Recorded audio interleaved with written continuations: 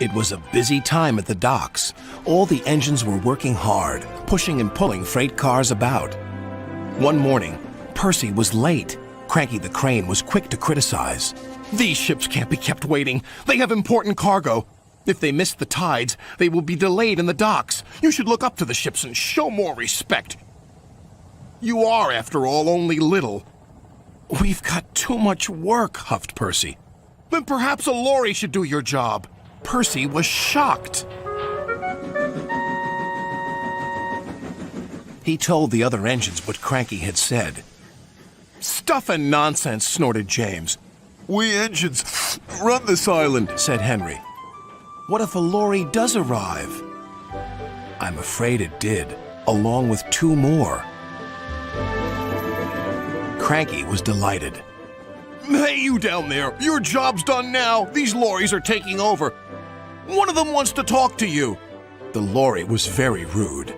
"What's that steaming lump of scrap iron doing here? Be off with you!" Scrap iron? Steaming scrap iron?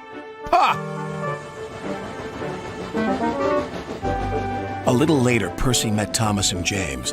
Another lorry was being rude to them. Then he saw Percy. "Oh, look, it's a little green goblin on wheels. You'll be scrapped. Just you wait and see." "Well, bust my boiler. What a horrid lorry," exclaimed Thomas. "Despicable," agreed James. The next engine to meet a lorry was Toby. Well, well, well. No wonder this railway's a mess. You belong in a museum, not working in a quarry. "I might look old, but I'm very useful." "Useful? Pah!" replied the lorry. "Just you tootle off." "Tootle?" spluttered Toby. "Come along, Toby," interrupted his driver. "Don't bother to argue with him. We'll go to the flour mill instead." But when they arrived at the flour mill, Toby was shocked to see yet another lorry. "What are you doing here?" "We 3 are doing your work now. You're too slow." The foreman spoke to Toby's driver. "I'm sorry. Times are a-changin', I'm afraid." "Toby might be old," replied his driver, "but he's reliable." "Come on, Toby. We'll go to the farms. They'll still use us." Toby trundled sadly away.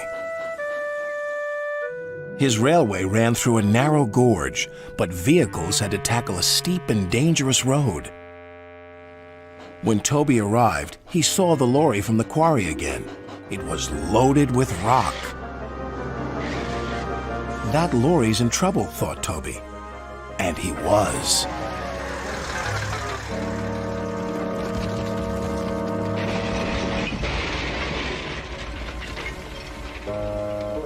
The driver was thrown clear.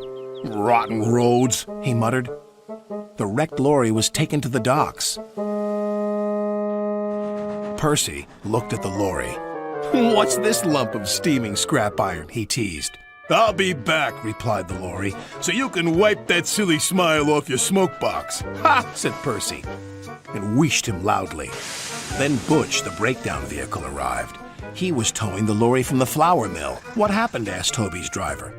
"He was overloaded with flour," came the reply, "and he broke down." "Not very useful now, are you?" said Toby. "Grrr," replied the lorries. Then James whistled excitedly.